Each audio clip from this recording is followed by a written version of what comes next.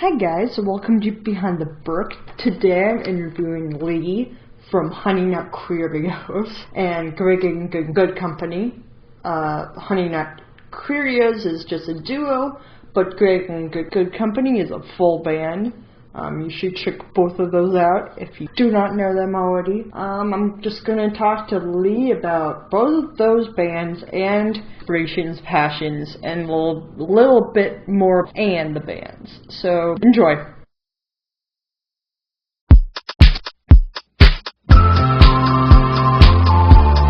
Behind the Birk. Behind the Birk. Behind the Birk.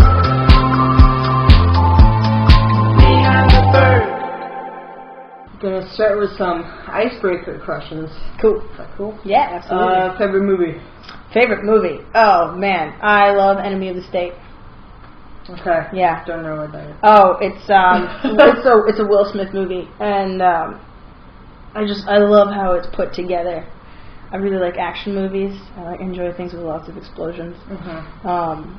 But yeah, no, it's a really sort of fascinating storyline, and I think it's done really, really well. Nice. Yeah. It came out, I don't even know when it came out, but it's been my favorite movie for a while. Nice. Favorite TV show? Probably Supernatural. I mean, like, that's probably what everybody says. No, that's the really? first. I think that's the first Supernatural, I guess. Yeah. Favorite book? Favorite book? Persuasion by Jane Austen. Nice. Yes. Favorite color? Orange. Me too. Hey! Me too. Yes! No one said that. Oh my god, you blew my mind. Okay. Favorite song? Favorite song? Iris by the Goo Goo Dolls. That's a good one. Yeah. Favorite place in LA? Ooh. Like, Anywhere.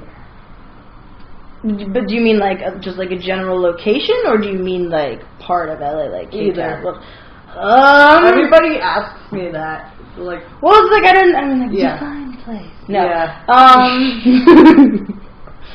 Favorite place in LA? Well, I don't think I have one, honestly. Actually, wait, no, that's not true. I feel like there's a place that I went to.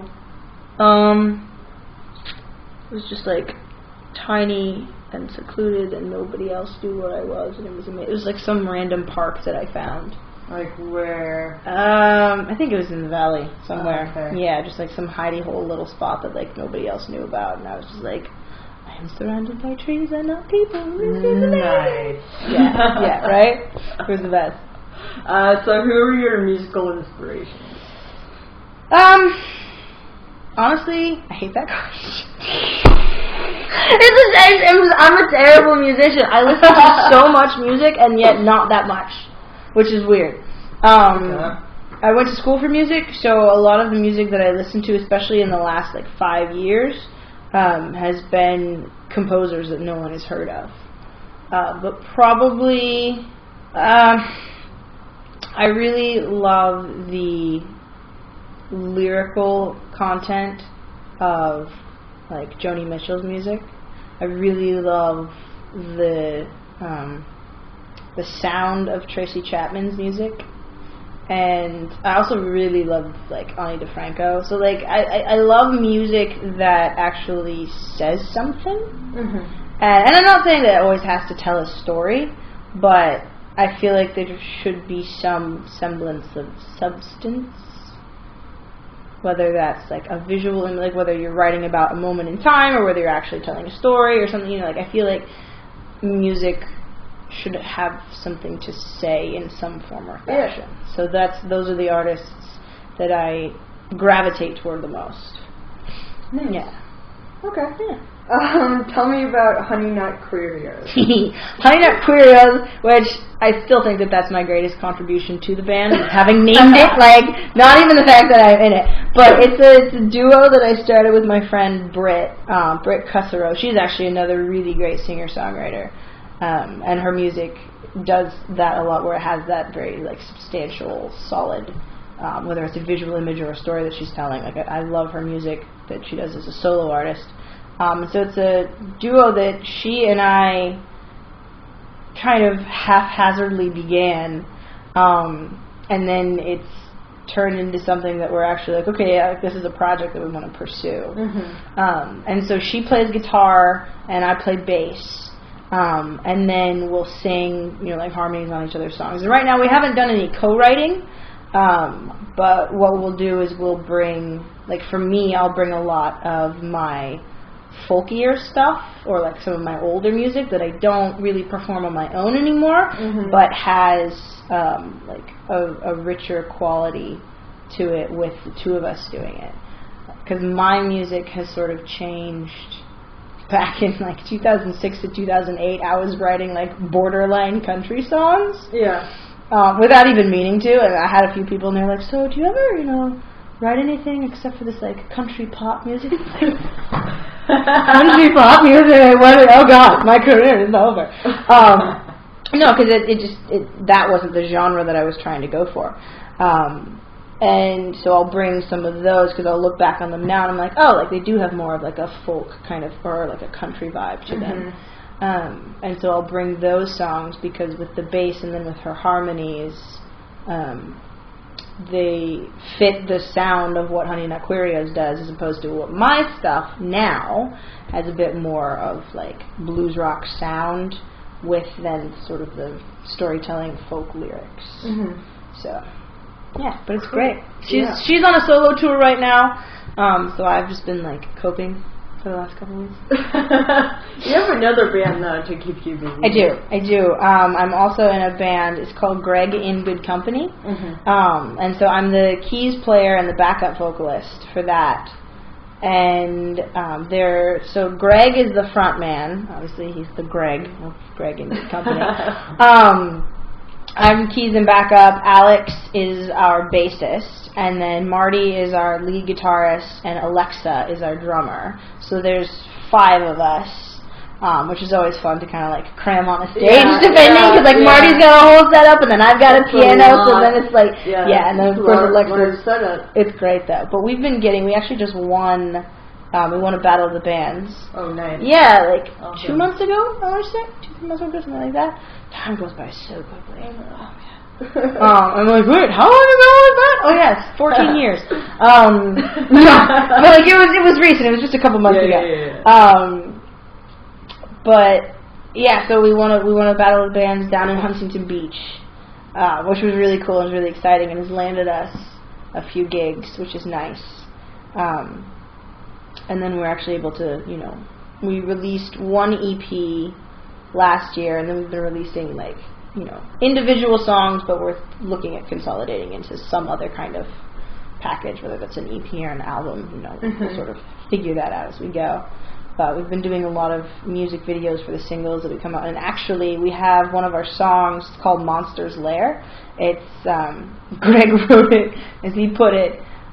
He's like, I got really high and binge watched Stranger Things the entire first season, and then he wrote that song, which it's an amazing song. Yeah, Stranger Things is a great show. It is, but it was just hilarious because he loves telling that story at shows. He's like, yeah, go run. So it's about the monster. So it's a song called Monsters Lair, and it kind of tells the story. And we've actually been getting Jim Nelson from 88.5 KCSN has been amazing. Has been giving us some radio play with that song. Yeah, it's great. It's been really, really cool. And we sort of freak out anytime we hear. We're like, oh! It's the craziest feeling. But no, so that's awesome. Yeah. So besides my solo stuff, got Nut Queerios, and then I've got Greg in Good Company, and then it's just fun to like jam out with friends sometimes. Yeah. What's your favorite song off Best Kept Secret? Oh, my album. Yes. Someone asked me that question earlier today, and I was like, Oh, I'm not original, I guess. No, it was cool. I think I have 2. Okay. For different reasons. Probably, so my favorite from an emotional standpoint is track 5, which is Standing Right Here. And that's because at the time I challenged myself to write the most vulnerable and direct song that I could, because I had, and this was like maybe 2 years ago,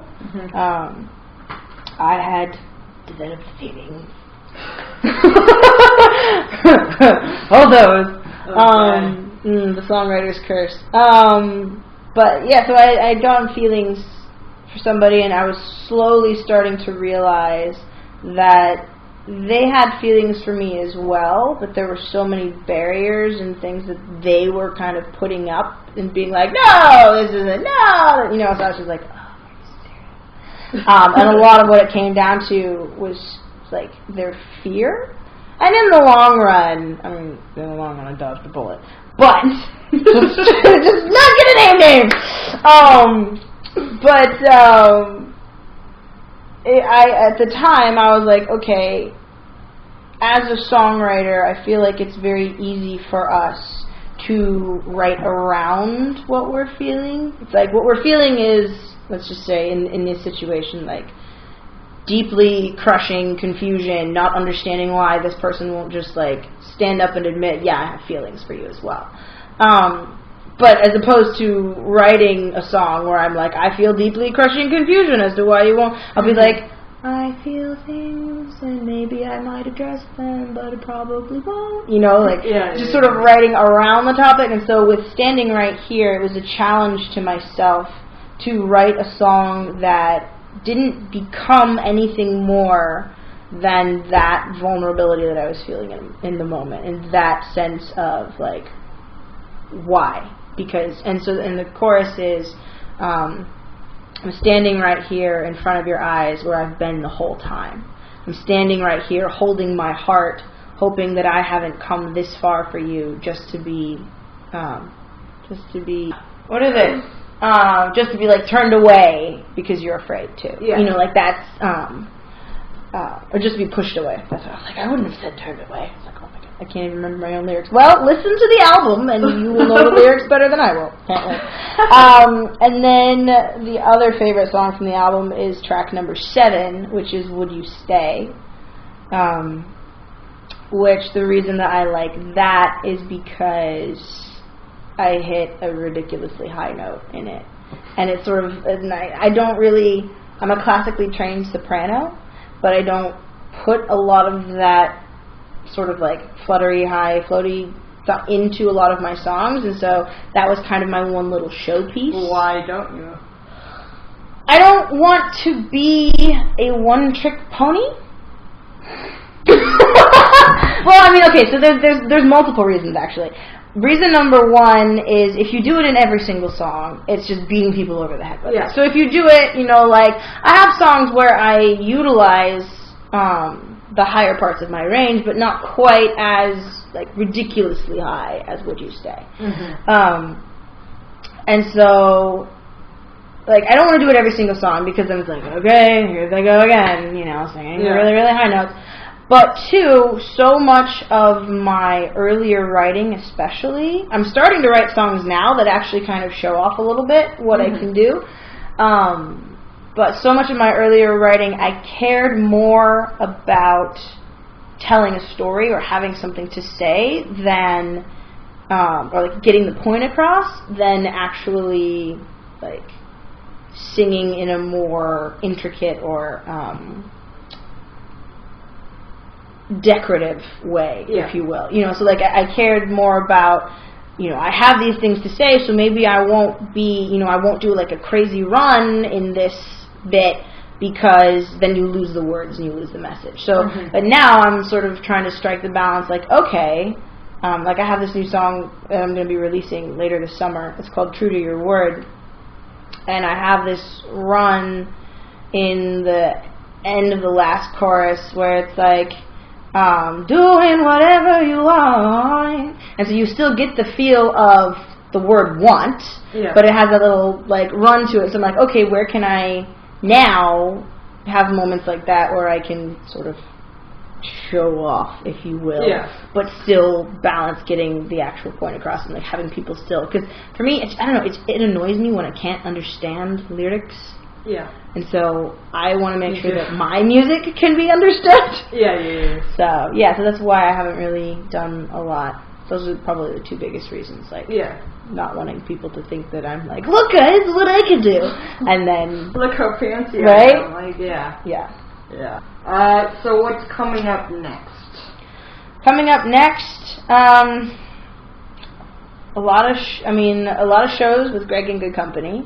We've been booking a lot, which is awesome. I have a show on July 8th at the Troubadour. I did a feature with this producer called Hamster, which went viral on Spotify, which was crazy. Damn. Yeah, we got over 175,000 plays in like 2 hours, so it hit number 8 in the U.S. on Spotify's viral charts, and it was like number 50-something in the world, which I didn't realize are Billboard charts. Yeah. And I was like, wait, I'm on like a Billboard chart? Like my name is on a Billboard? Like obviously nobody knows who I am. But it was still, like I could still walk out my door and people aren't like, oh my god, it's me. And I was like, hello. But like nobody but I kind of enjoy that anonymity actually. So he's got a show at the Troubadour with a bunch of other artists, and I'm coming on we've dropped 2 songs that are on Spotify. One is City Limits, which that's the one that went viral.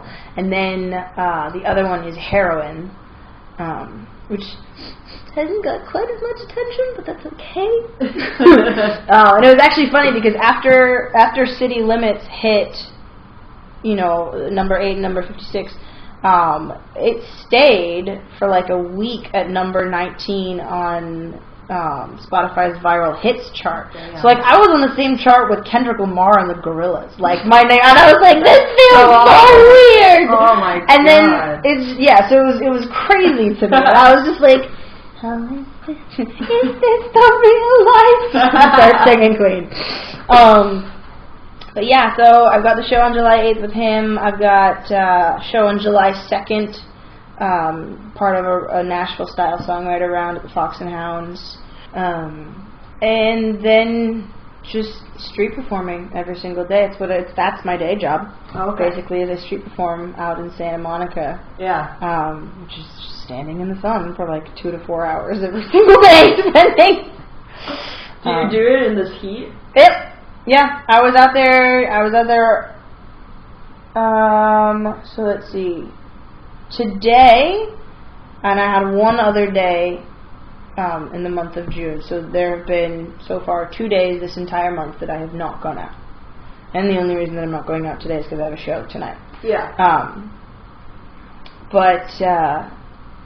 I go out, so Monday through, I'm there every single day, Monday through Thursday.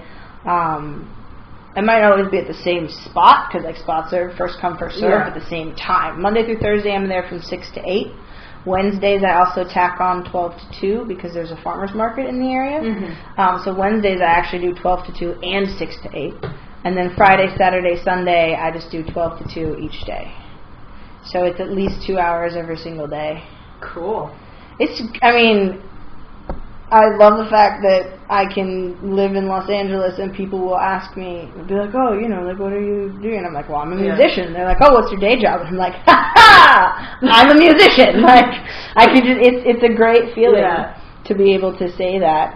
And it's a risk that I'm 100% willing to take. Like, there are no guarantees. I've had days, a perfect example of this was like, even just like a week or 2 ago, I had a Monday, I went out, I played for like an hour and a half, and I made like over $100. And then the very next day, same time, pretty much the same spot, played the same songs, I made $10. Why do you think that is? Just the people? Sometimes the people change. Sometimes, Santa Monica is a very tourist spot. Mm-hmm. So you get this influx, like every day. It's a different show. I literally, I show up to the same place. I show up to the same spot on the promenade to play the same songs that I played the day before. Mm-hmm. Not always in the same order, but pretty much the same set. And it's a completely different show. Which I don't always know what the factor is. Sometimes the weather is a factor. as weird as it is to say, sometimes it's like the Monday where like I was like crazy because I had this huge crowd, and it was the day after the big Pride parade, so I think people were still in like, you know, they were still in the Pride mode, and then Tuesday things kind of settled a little bit more, but yeah, no, so but in some ways I like that all bets are off, because it keeps me from feeling like I'm stuck in a rut. Yeah. Because it can be really, really easy otherwise. Like if I went out and I played the same songs every day at the same spot for the same people, and made the exact same amount of money, you know, it'd be nice to have that guarantee. Be like, oh, I will make, I don't know, $75 every single time I come out here. It'd be nice to be able to do that. But at the same time, then I would start feeling really stagnant. I'd be like, okay, I'm going to go do the same thing that I did yesterday. So I can still set myself a schedule, and I have the same time, and I can get into a routine with that. But every show is a different show because different people are there, people who like different songs, and then I can kind of choose what songs to do, you know, and just provide a different experience both for the people who might be listening and for myself. Yeah. So there are things that you can strategize, like it's a safe bet. I can almost guarantee there are 3. Let me think here. There are like 4 songs that I can guarantee will be tipped if I play those 4 songs. Really? Yep. By at least one person. You know, like maybe I won't make like a ton of money, but at least one person in any of those 4 songs will come through and will tip me, even if it's just like, you know, pocket change. Yeah.